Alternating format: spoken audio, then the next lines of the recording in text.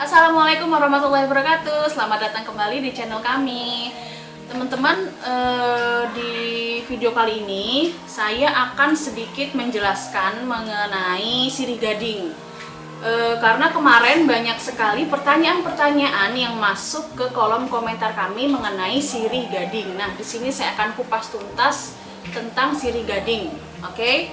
Saya sudah merangkum 5 pertanyaan mengenai sirih gading ini. Yang pertama itu pertanyaannya adalah, kenapa sih sirih gading di media air itu membusuk dan menguning daunnya? Nah, jawabannya terus terang saya belum pernah mengalami sirih gading itu membusuk di media air ataupun di media tanah. Yang harus kalian perhatikan di sini adalah yang pertama itu pemilihan bibit. Kalian harus benar-benar memperhatikan pemilihan bibit di sini, karena ada juga sirih gading yang bibitnya itu jadi tanaman itu besarnya itu tidak seimbang. Ada yang atasnya besar terus panjang ke bawahnya, yang delawer ke bawahnya itu kecil gitu. Nah, itu bisa dibilang bibitnya kurang bagus. Bibit yang bagus itu seperti apa sih? Kita pertama bisa lihat dari akarnya ya teman-teman. Akarnya itu tegak, warna coklat, segar, tidak layu. Kan ada tuh kadang akar yang layu. Nah, itu akarnya tuh yang warna coklat dan tegak, tidak layu.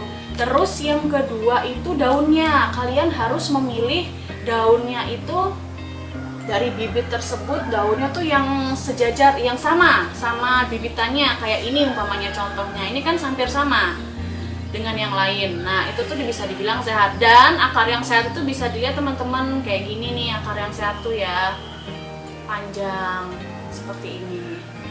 Oke, yang kedua, pertanyaan kedua itu adalah, oh ya, terus lagi yang kedua yang harus kalian perhatikan adalah cara memotongnya.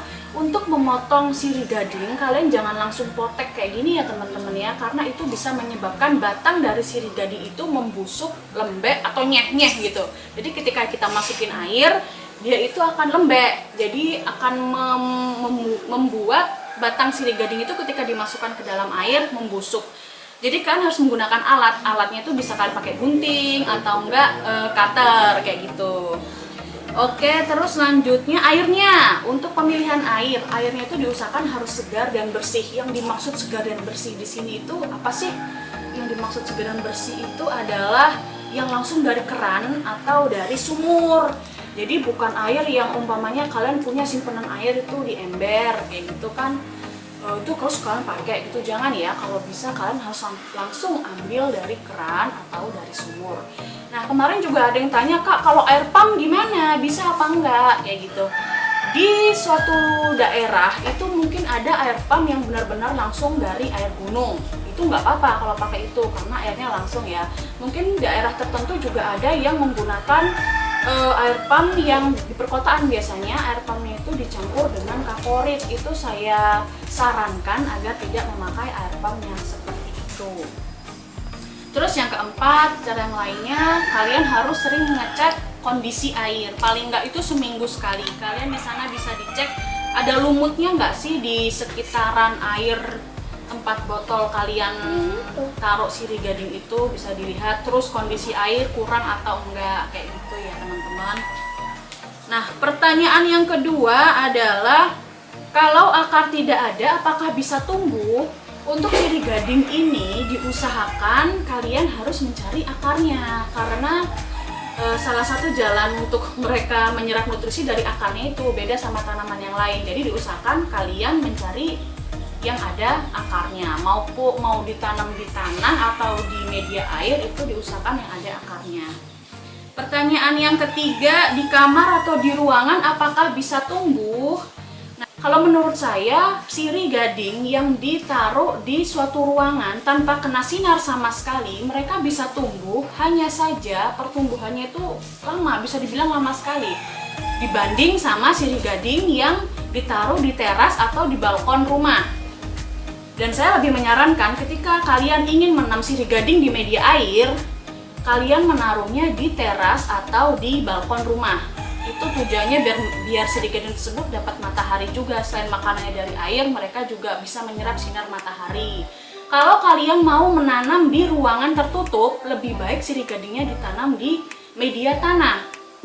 Kalian pernah kali ya lihat-lihat di bank atau di mall gitu ada sirih gading yang bisa tumbuh subur gitu di dalam ruangan, itu karena mereka memakai media tanah gitu, berbeda dengan media air.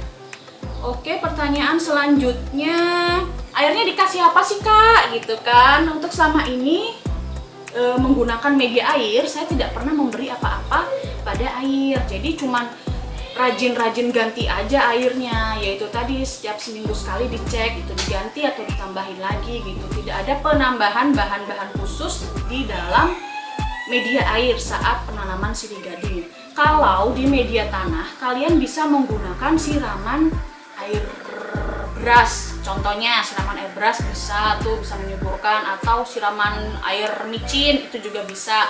Atau kalau mau pakai pupuk, kalian bisa pakai pupuk MPK yang warnanya biru, agak biru terus bulat-bulat kecil kayak gitu. Itu bisa, itu menggunakan media tanah.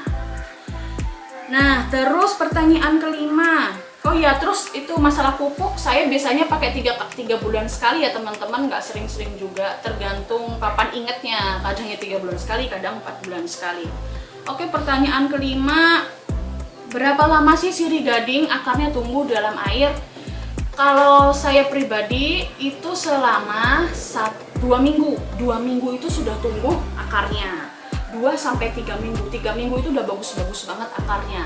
Nah, terus kalau kalian mau memindahkan ke media tanah, itu baiknya antara 2 minggu sampai 3 minggu itu udah siap banget dipindahkan ke media tanah. Kalau saran saya untuk kalian, supaya kalian namanya pengen dong bisnis sirih gading gitu, atau pengen tak perbanyak lagi gitu di rumah, kalian menggunakan media air dulu aja, karena lebih cepat dibandingkan kita langsung menanam di media tanah seperti itu. Oke, itu aja 5 pertanyaannya yang sudah saya jawab semua. Oh iya, satu lagi nih teman-teman, baru keingat ada pertanyaan mengenai bisa nggak sirih gading itu dikumpulkan dengan ikan. Ya, contohnya di samping kanan kiri saya ini sudah ada sirih gading yang saya kumpulkan dengan ikan. Jawabannya adalah itu nggak apa-apa, malah bagus gitu loh, karena di ikan itu, kotoran ikan itu memiliki zat amoniak yang bisa menjadi pupuk bagi sirih gading tersebut. Jadi kalau mau dikasih dicampur digabung dengan ikan hias itu sangat bisa, dan itu sangat baik untuk pertumbuhan sirih gadingnya. Semoga bermanfaat untuk kalian dan bisa menjawab pertanyaan-pertanyaan kenapa sih. Ini saya rangkum semuanya dan semoga jelas semua, semoga bisa bermanfaat. Kalau ada kata-kata yang kurang, saya minta maaf. Sampai jumpa lagi di video saya selanjutnya. Wassalamualaikum warahmatullahi wabarakatuh.